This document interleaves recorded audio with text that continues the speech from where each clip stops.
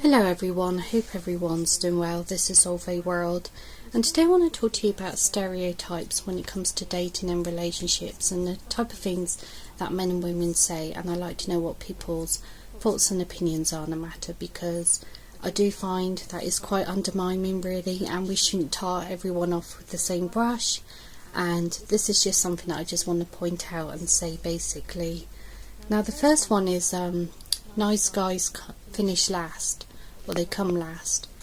That's not true at all. We can't keep saying that all women want bad boys and they're after the bad guys, because that's not true. There's a lot of women that want good guys, and they've had the misfortune of not meeting a good guy. And unfortunately there's a lot of men that feel the need to say that if they're a good person or good man, then they often get quote unquote friend zoned. That's not always the case. Sometimes people are friend zoned because they just don't view you in a romantic way. It's not because you're a good person and they rather have a bad boy, even if it may seem that way. I think sometimes people say these things and have these sort of stereotypes as a justification to make themselves feel better. Actually, a lot of women value and they appreciate and they want to meet a good guy, and unfortunately both men and women, good men and women, have had the unfortunate pleasure and misfortune of meeting bad men and women. And in an ideal world, if bad men and women and good men and women can come together and meet each other, that'd be great, but unfortunately it just doesn't work like that. And I do find it really disconcerting as well when people blame like women for going after the bad men, like the bad boys, and they would blame women for like ignoring the red flags, or basically victim blame women if they have the misfortune of meeting someone that's not nice, because you know, people get played. Unfortunately, people don't always show their true colours until, you know, much later on. Sometimes yes, people ignore red flags or they miss them, and other times there isn't red flags. People can meet someone that seems genuinely nice, and it's not until they're in a long-term relationship with them or even married then they turn nasty and they become like gradually verbally abusive or even physically abusive, or they cheat. You know, people put on a facade and not everyone is nice, and sometimes people don't show their true colours until later on, and you know, that's a chance that you take when it comes to like meeting people. So for people to say that, you shouldn't have chose the wrong man or the wrong woman, sometimes signs are not always there and it's not always obvious. And, you know, a lot of women have been through that, but also a lot of men. A lot of men have been played as well. They've been taken in by women, and also they've been abused by women. And I think that's something else that needs to be addressed as well when it comes to like domestic abuse or abuse in relationships, or anything to do with like narcissism, avoidance, or just like physical, mental, emotional abuse. It's not just women that get abused, a lot of men do too, and I think that's something that needs to be addressed and talked more about. And another thing that I would like to mention is that despite what men may think, not every woman is superficial, not every woman is after a man that is particularly tall or make a lot of money.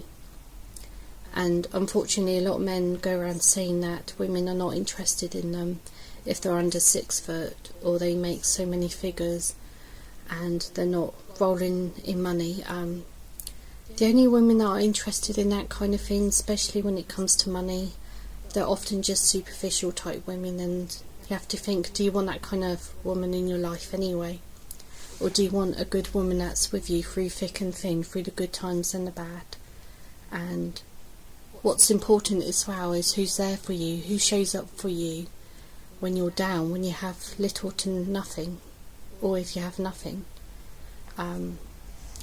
those are the people that you want in your life. They are people that are there for you through thick and thin, not just when things are good or on the up, or if you're rolling in money.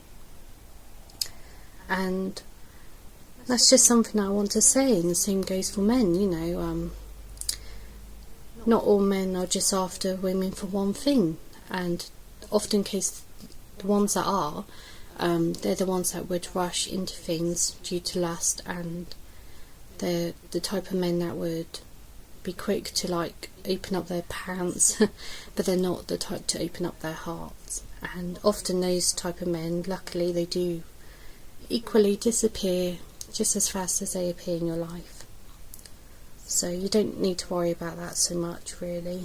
But same goes for body counts. I believe it should apply to both genders. Why should it apply to women only that it matters? When it comes to body counts, how many women have had men in their beds and they've slept with how many men, it should apply for both, really, and also cause, more importantly, safety and honesty, really, especially when it comes to that kind of thing with that intimacy and health.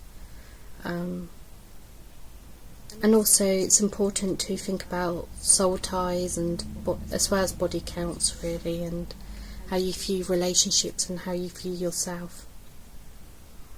And we shouldn't also stereotype men and just think all men just want women for one thing, to either get laid, to have a woman that's submissive, or just to have a woman that could potentially have their child. That's not always the case. But we do talk about how men are after women that have to look a certain way, they have to be like a trophy wife, and that's also a stereotype. Not everyone should be basically tarred off with the same brush. And I just want to say that there's good, moral, loyal and genuine men and women out there, and unfortunately they don't tend to meet each other, and that's a shame, really. And also there's other things as well, such as sometimes people have a good person in their life and they lose sight of that, and they don't know what they have until it's gone, and they've taken that for granted, or they have this mentality that the grass is greener on the other side, even though it isn't. And sometimes people are just genuinely never happy, and people have often overlooked and not given people a chance, or gotten to know someone, or they realise that they had the ideal person in front of them, and they don't realise until it's too late. And sometimes people have let go the person that's meant to be in their lives, or they're meant to have been with.